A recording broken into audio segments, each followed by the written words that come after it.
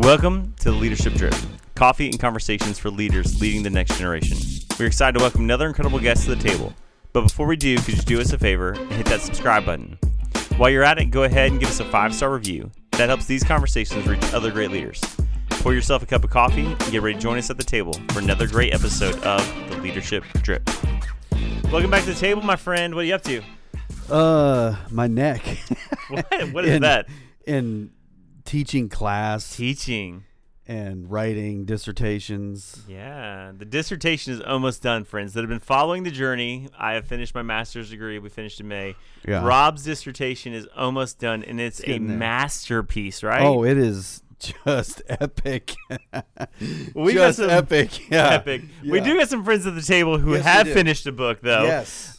Chris and Elizabeth McKinney wrote a book called Placed for Purpose. It's really on this idea of neighboring, which is a very popular conversation right now. They are with Crew City in Columbia, Missouri, formerly doing some crew work on the University of Missouri. We'll get into that later. I'm a University of Illinois fan, so we got some tension there. Oh, I feel a fight coming.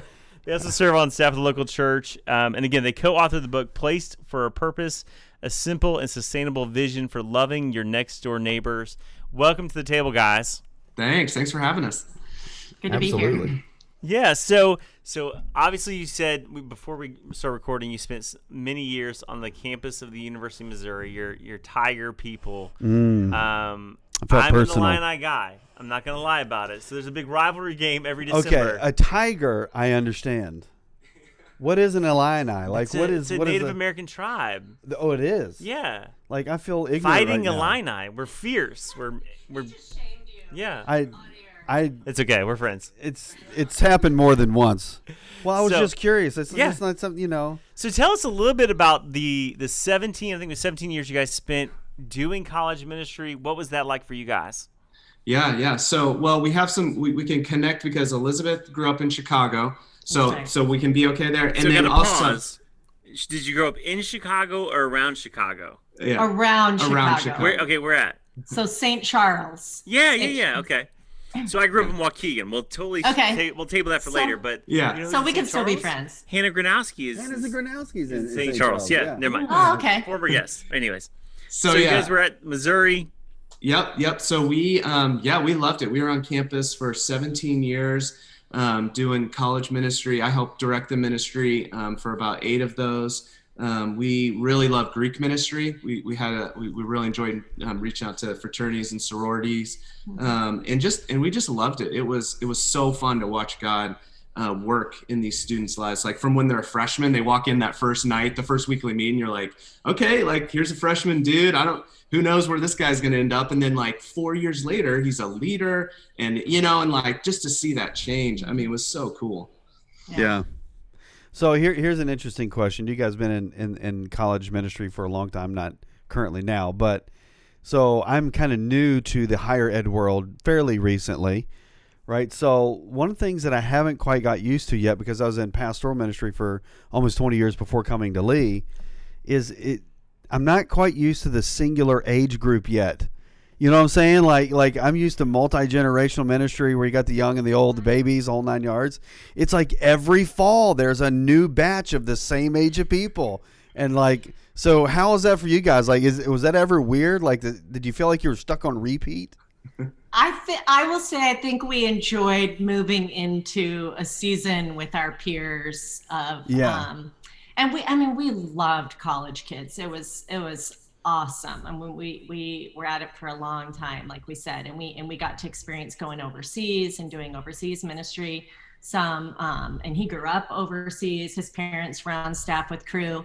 I think it got dicey when the freshmen would bring their parents and they'd be walking around. I'm like, I'm starting to look more like the parents than I am the students. That's when I was like, are you too old to be at the root beer pong party? Yeah. Because I feel like you're getting too old to be at the root beer pong party.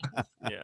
So the root beer pong party. So we that was my imagination just went wild. You just had many ideas. I dropped my daughter off here it's summertime, so we have a summer camp with Lee University. My daughter's here. And I moved her into her dorm and whatever, and I walk out and there's like 3 people that I graduated with moving their daughters in, and I'm like, wow. oh, now I'm old. Yeah. Yeah, you was the are. time that I've reached the point where I'm no longer cool when all of us are moving our kids into the same dorm. So here are my 2 favorite comments so far for teaching summer school this year. The first one is, hey, Pastor Rob, you look tired. That comes with territory when you're my age and doing what I'm doing. So that was the first one. Then the other one was anyone over the age of 30. That's pretty old. I'm like, oh, been over 30 for a while. Okay, I've been over 30. You're for a like, bit. my neck hurts again. Yeah. I'm really feeling that neck.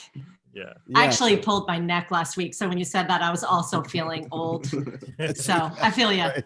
Okay. I feel your pain. So a lot of our friends that know what Crew is, which is formerly Campus Crusade for Christ. It's Bill Bright has done did a great job creating that, and it's all over the world now, reaching college students, university students. You guys are part of something called Crew City, which is a little bit different. So help us understand a little bit of what Crew City is. Yeah, so Crew City, it's under the same umbrella as Crew. You know, Crew has campus ministry and Crew City and a bunch of other ministries. And so Crew City is more of a kind of a city focus and a more of an adult ministry. So within Crew City, we have like a 20-somethings ministry called Embark. We have an arts and culture division. We have kind of like a leader impact. So kind of trying to reach the leaders of the city. And then the part of Crew City that we're in is more of a community base. So you have people reaching out to underserved schools and neighborhoods, single moms, prisons, refugees, literal next door neighbor ministry like us. We have people church planting. I mean, it's just kind of a broad focus. So yeah, so it's like 500 staff just trying to reach out to these cities, Yeah.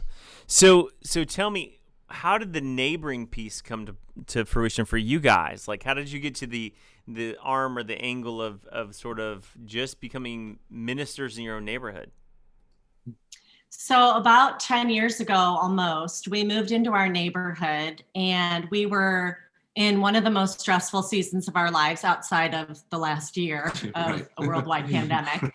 But we had 4 kids in 5 years. And like Chris said, he was directing the campus ministry at Mizzou. And he was also commuting part-time to do seminary, to do his MDiv at Covenant, 2 hours away over an 8-year stretch. So it was a stressful time.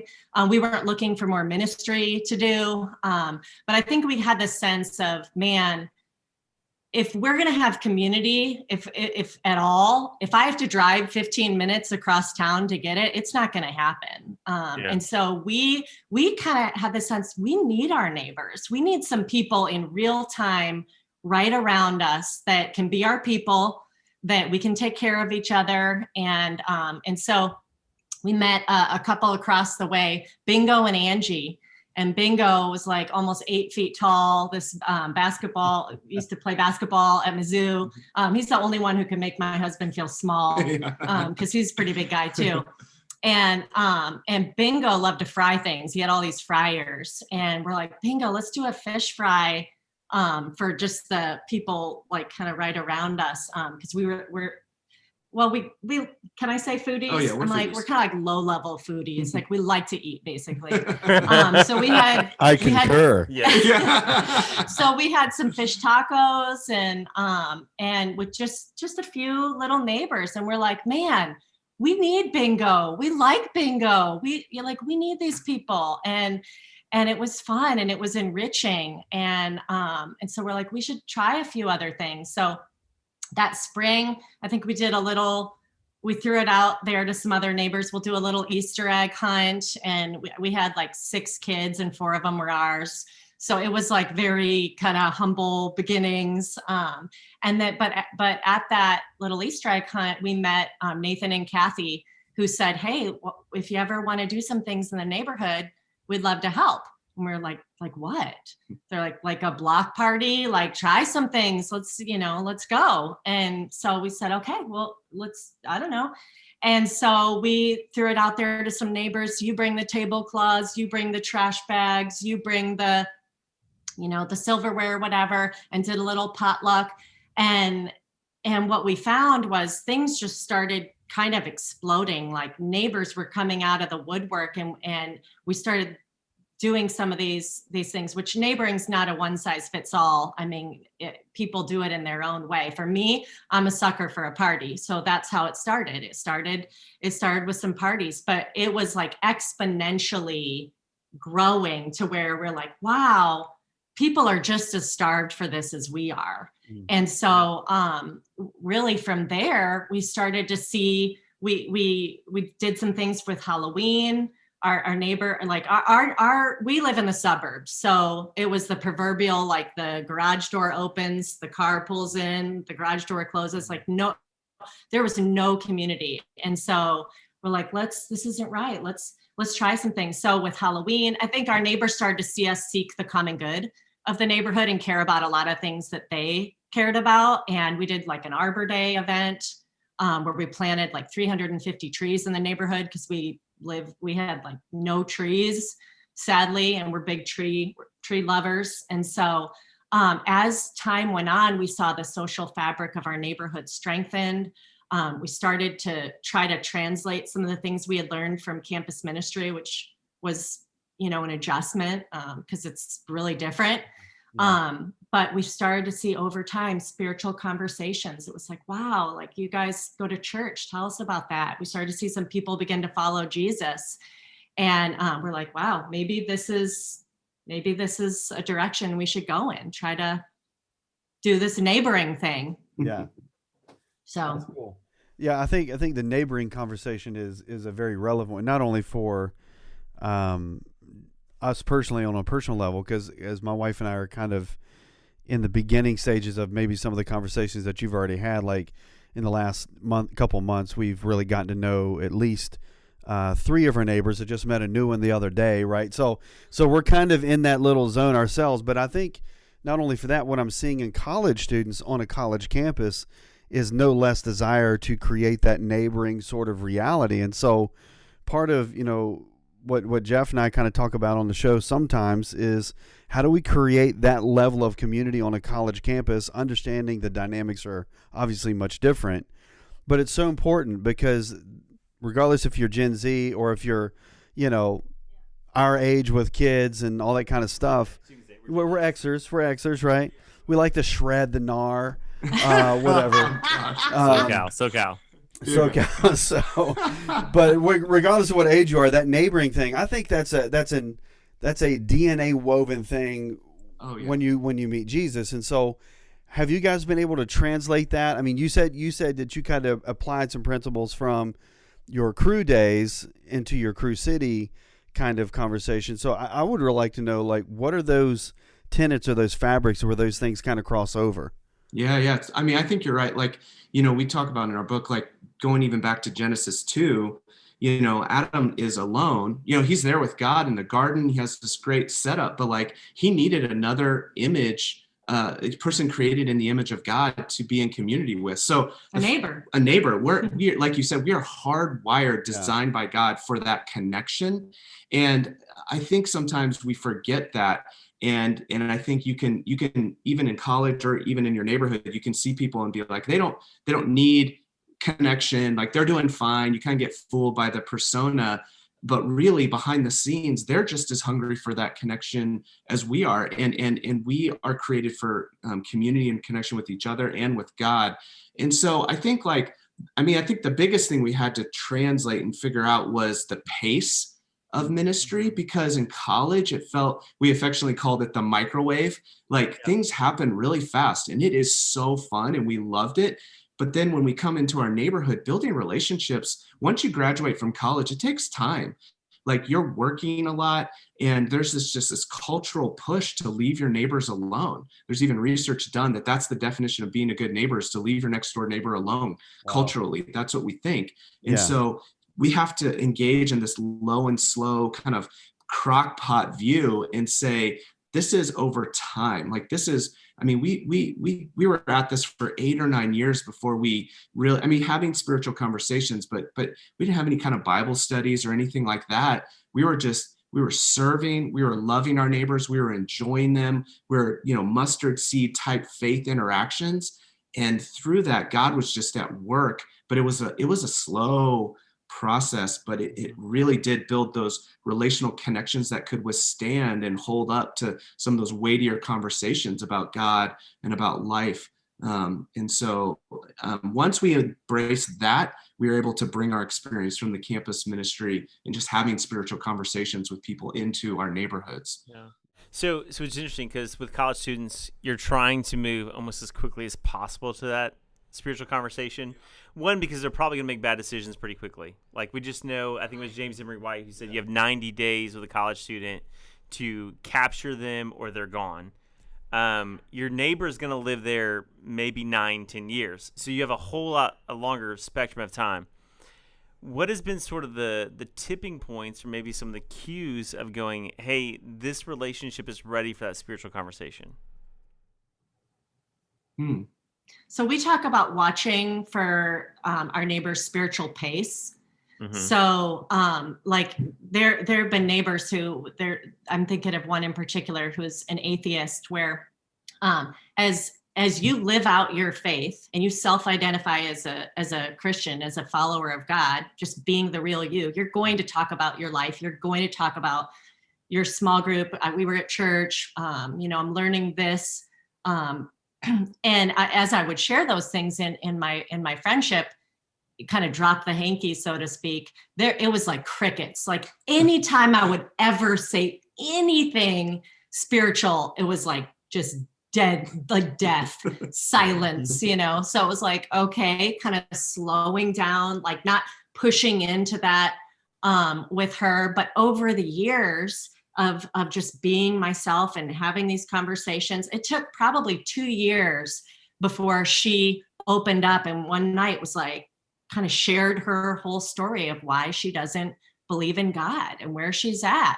And so I think being able to gauge that and take appropriate risks to the conversation, like if they're at a crawl, you're crawling with them, but you're not, just because they seem spiritually disinterested doesn't mean we're disinterested in them. And then as they start to, we've had neighbors who had said, hey, we're not into the whole church thing, but if I ever were to be, I would want it to be like that, and then that couple, that was 6 years ago. The wife just told me, Elizabeth, I want you to know we're going to start coming to church.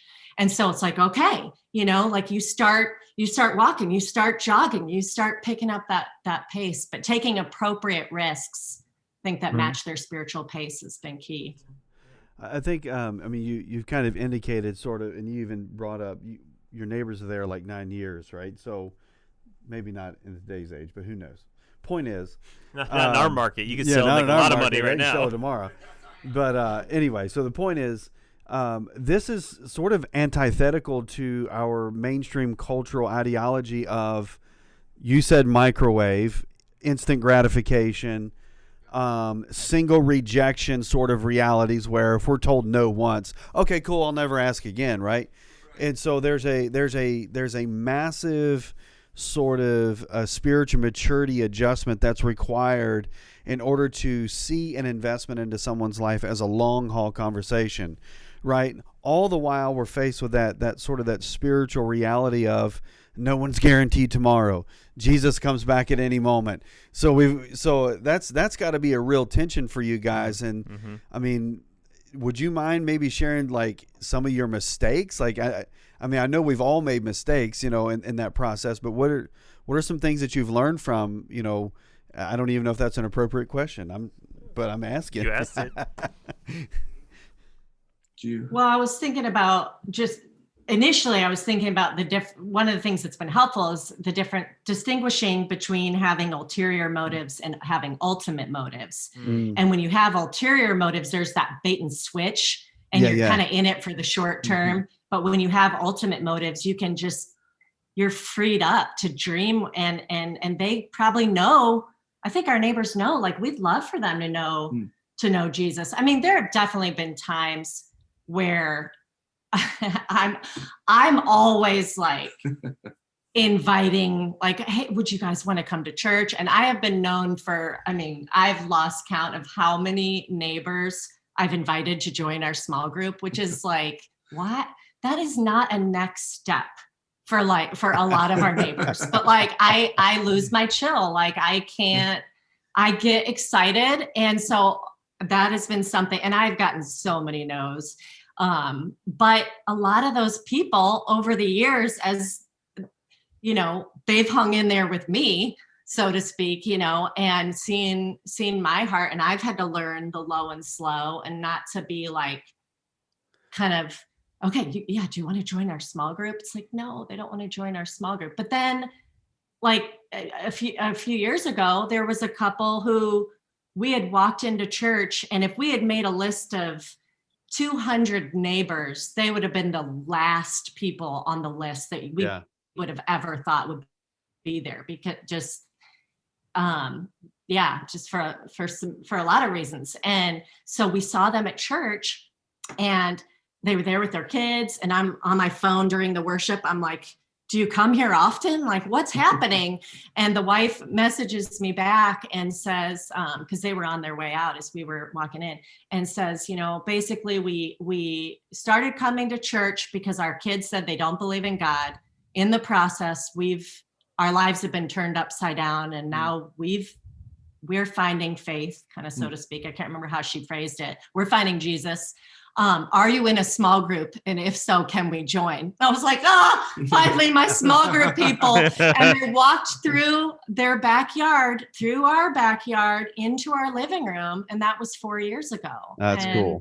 And their kids are believers now. That's cool. And so I'm like, so, you know, for all the missteps and the, you know, all the things that there's still people that can join your small group. You guys started the conversation by saying the season of life when you started this was very busy with 4 kids. How has this sort of idea of neighboring and being sort of evangelistic in neighboring affected or changed your family or family structures? Yeah. So I think it's been really cool to be able to engage our kids in missions, right? Like we don't have to go anywhere as a family. Now, I mean, short-term mission trips are great, but like we talk to our kids about like our neighbors. We pray every night for our neighbors, you know, that they would experience the love of God and they'd come to know Jesus. And, you know, we talk about how the block parties are fun and kind of this excuse to get to know our neighbors and serve them and help provide this community. And so it's been really fun to like do it together as a family and to see them take little steps of faith, even with their friends. You know, they'll say stuff, you know, then it's navigating some of those conversations where, you know, our daughter will be like, you know, ask a neighbor, hey, are you teaching your kids about God? You know, and we're like, oh boy, you know, but like the mom was like, no, I'm not, but like you can if you want. And like it's cool because there's this like trust, right? She has seen us serve and care and love, and so there's some trust there. I think what's been challenging is trying to help, you know, as you get to know people in your neighborhood, you're going to get to know a lot of people who don't think like you, who don't vote like you, who don't spend their weekends like you, have different worldviews. And if your kids are interacting with their kids, they're going to be challenged by different views on stuff. Yeah. And so there's that challenge of like them processing and walking through that with your kids and trying to talk through those things and help guide them in those conversations. So it's been good, and I appreciate those opportunities, but it can be challenging, and at times you can be like, oh man, is this good? And it's like, yeah, no, this is good. It's just, you know, it can be challenging. You got, you know, really spend some time in prayer, trusting the Lord to guide those conversations.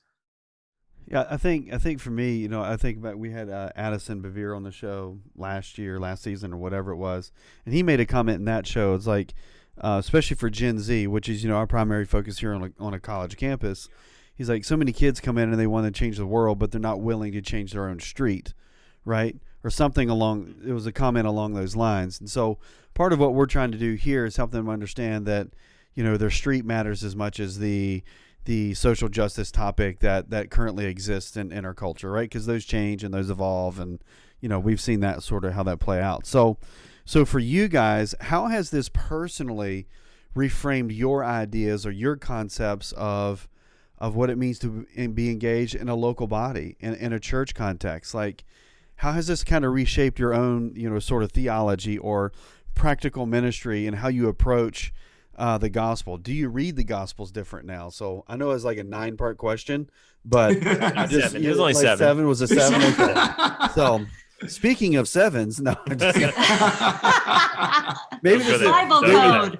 maybe this is a great place to pause in the show and guess enneagrams. Oh yes, I love it. It's a different show. Oh my gosh, yeah, so many different directions. But I think when you were talking about how just that idea of, it reminded me of I think it's a Tish Warren Harrison quote where she says, "Everyone wants a revival, but no one wants to do the dishes."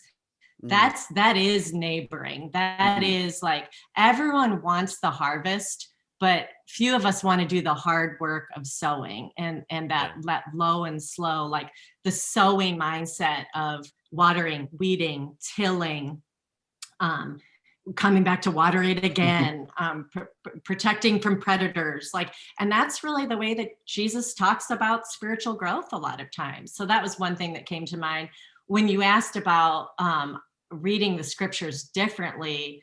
We're currently studying the Beatitudes and thinking about how the teachings of Jesus would show up in our lives as neighbors. And I think, yeah, you want to talk about conviction. Like, I'm just like on the ground reading these teachings of Christ, thinking, what does it look like to be a neighbor who doesn't have the loudest voice, isn't trying to,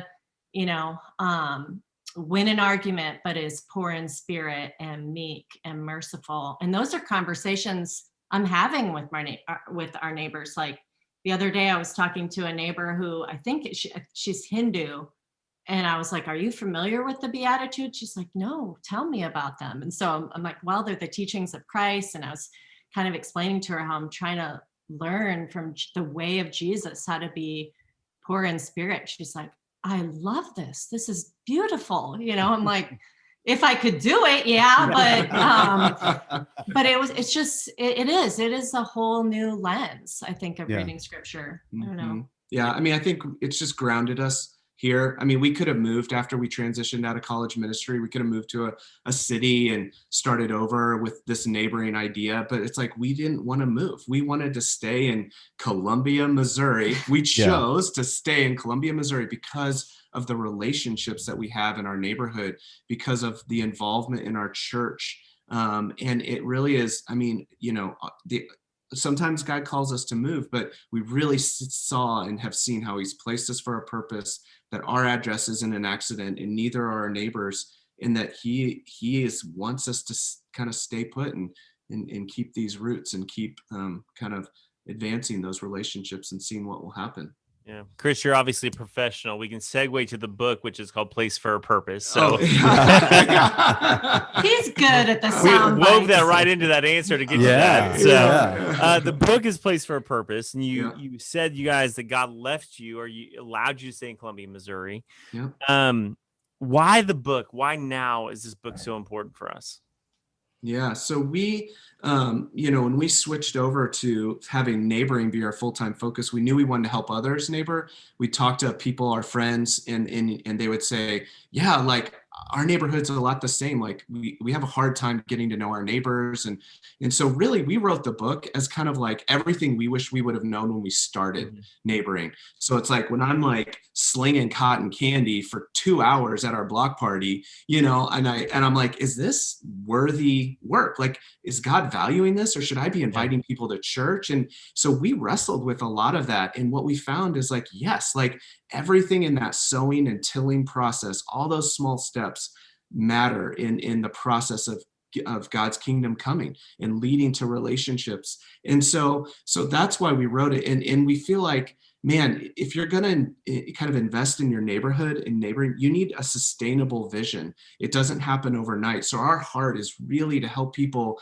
embrace those, small things. Like it's not, removing the word just from your neighboring vocabulary. It's never just a wave, just a smile, just an introduction. No, it's a wave to your neighbor. It's a smile. It's a hello. It's a, hey, Joe, I'm sorry. We've lived next to each other for 2 years. And I don't know, I forgot your name. What's your name? I'm Chris, and it's those tiny little things that over time God's at work in that lead to some of these really significant spiritual conversations. And I just think in that instant gratification, the culture of now, we need that message more than ever. I mean, Jesus talks about that in Matthew 13. The kingdom of God is like a mustard seed that is planted. And when it has grown, not overnight, clearly, years and years and years and years and years, it is like a tree that gives shade. And that's how Jesus says the kingdom of God grows. So I think we have a lot to learn about from that parable and that type of perspective on ministry. I'm going to make a fairly large kind of leap of logic here. So as we're kind of having these, which has happened on the show many times, but as we're kind of having these conversations, I'm sort of drifting my mind towards our expressions of how we do local church, which is obviously a big part of our conversation here on the show. And we've talked with other guests about it, but this seems like it's a great segue into, and I don't think this is your area of expertise, but certainly it may be within the wheelhouse, but I think this segues really nicely into this conversation that a lot of people are having on the house church movement that's born out of this neighboring conversation. And so it's church, yes, in the big C sense, but it's really all about being the body of Christ where you are, and I love what you said, your address is not an accident. I mean, and so where are you guys kind of in that scenario? And I don't know if you want to answer this question or not, but where are you guys kind of on this ecclesiology? Thank you, Master Jeff. Ecclesiology of it's paying off the house church movement and where you see that kind of going locally. Well, we go to a bigger church in Columbia, and right. What's great is our pastors, they encourage our work. They aren't, so we co-direct the neighboring ministry at our church, and they know that our goal is not to try to get every neighbor to our church. Now, if it's a good fit and that happens, like in that case of that family, that's awesome. But they want us to seek the good of our neighborhood. So for some of our neighbors, we're finding a lot of them struggle with social anxiety. So to get in the doors of a church, a big church, let alone a bigger church, but really any church is, that is a big stretch. So I think that's where, we got some criticism from this one pastor. We weren't sharing our faith kind of fast enough. This is not our pastor. This is a guy in another city. And it's like, but we want to help people have those relationships that can sustain those kind of weighty conversations. And a lot of these people, the nuns and the duns, they're not stepping into the churches.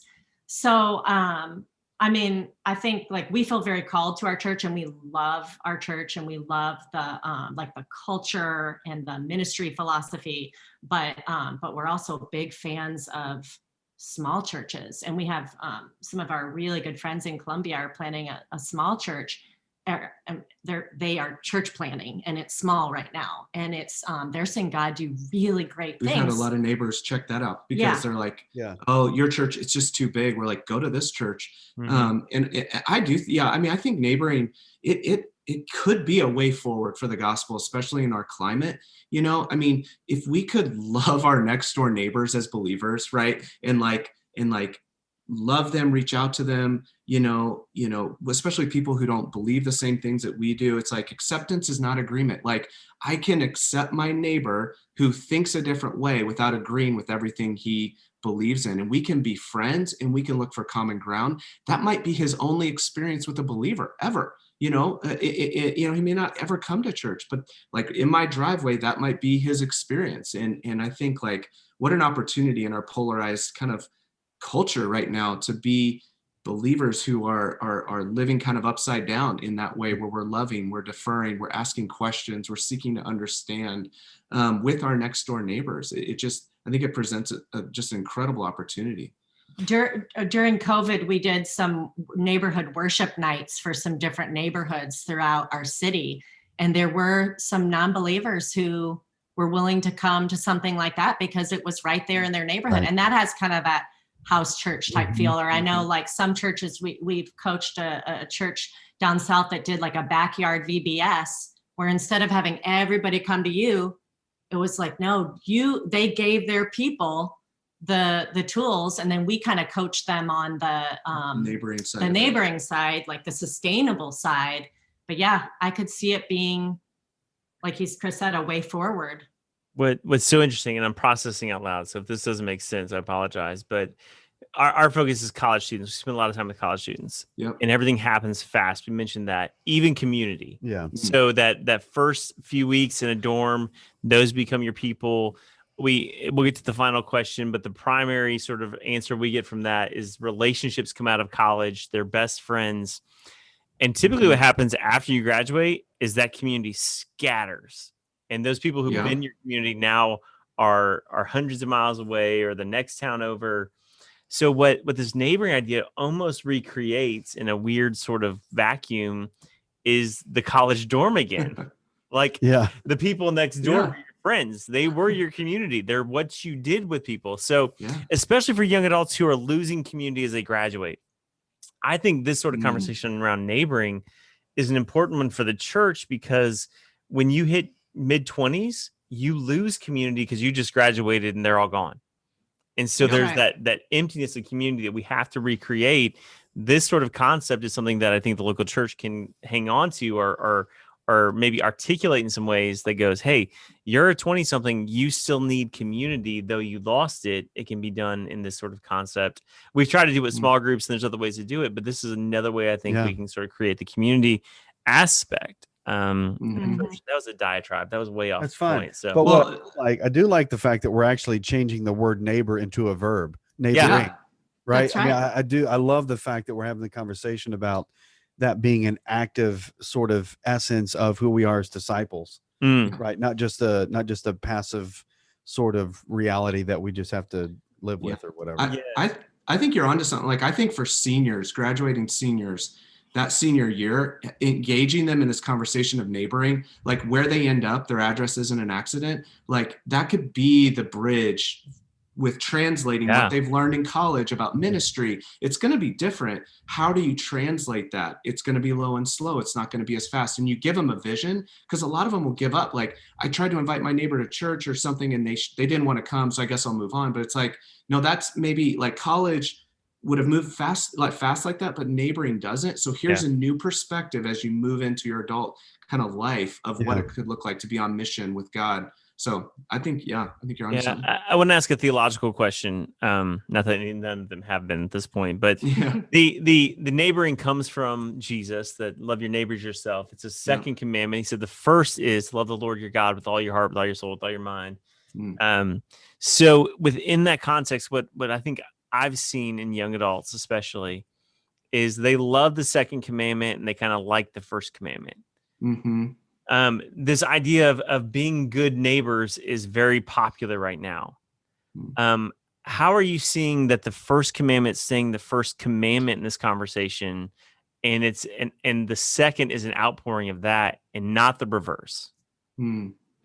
Yeah, I mean, we talk about like, excuse me, we're not neighboring out of our own strength. Okay, so our love for our neighbor needs to flow out of our experience of the gospel. Yeah. And even if you think about the story, the parable of the Good Samaritan, like a lot of times I think we see ourselves as believers as the Samaritan. Like, okay, yes, like we do need to help and stop and be neighborly to those people that God has put around us. But John Newton actually has a hymn where he flips it and he's like, actually, we were the ones in the ditch, right? And Jesus was the ultimate Good Samaritan who stopped and said, no, you are not a non-neighbor to me, like the Levite and the priest said, but you are a neighbor, and I'm going to pick you up and bandage your wounds and take care of you. And so if we ever try to love our neighbors or do anything out of our own strength and not out of the experience of God's love for us, his acceptance of us, he brought us in, he forgave us, then we could never bring our neighbors in, forgive our neighbors, reach out to our neighbors. God moved towards us,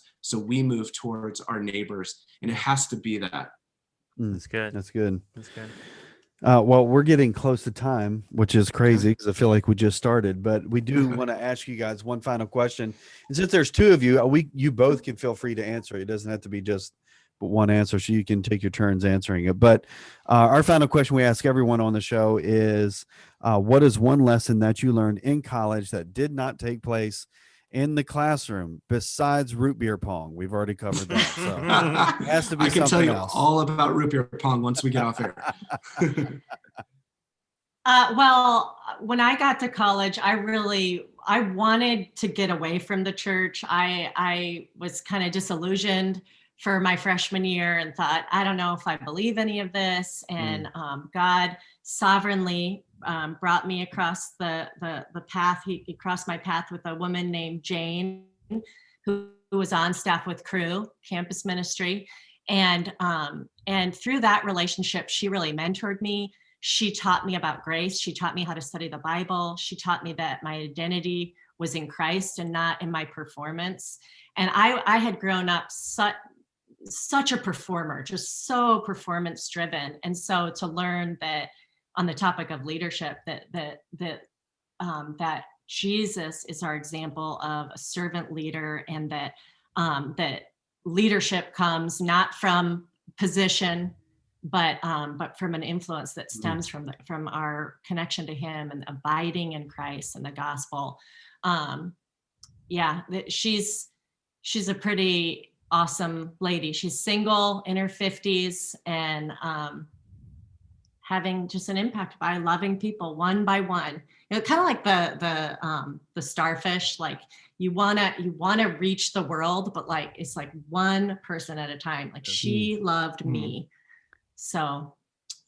Yeah, I mean, I'd say for me, Henry Cloud in his writings have been really influential in my life and in college. And he wrote just a fantastic leadership book called Integrity.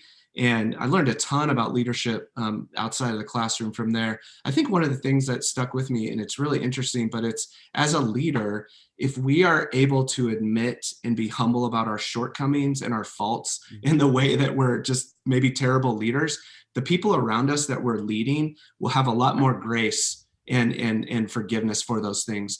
But if we say, like, if we defend and say like, oh, I didn't drop the ball, or no, what do you mean I'm not leading the team well in this way or that way, then people are going to be even more like, no, you need to know this, and we need to tell you. And so I think just the humility, just being humble as a leader and letting your validation come from Jesus and the gospel and not from the things that you're doing. That's just something that stuck with me. Yeah, those are great answers. Again, the book is Placed for a Purpose, a simple and sustainable vision for loving your next door neighbors, and they are doing a killer job at it, obviously. Would recommend picking this up. It's a great little read and sort of really kind of creating that vision for yourself if that's something that God's bending your heart towards. And as we always say here at the Leadership Drip, you guys have a seat at the table. Thanks for coming on. Thank you. Thanks. Thanks for listening to this episode of the Leadership Drip. If something from this episode was helpful for you, then share it on your social media and tag us. If we see it, we may reshare it on our channels. We appreciate you taking the time to join us, and remember, you always have a seat at the table.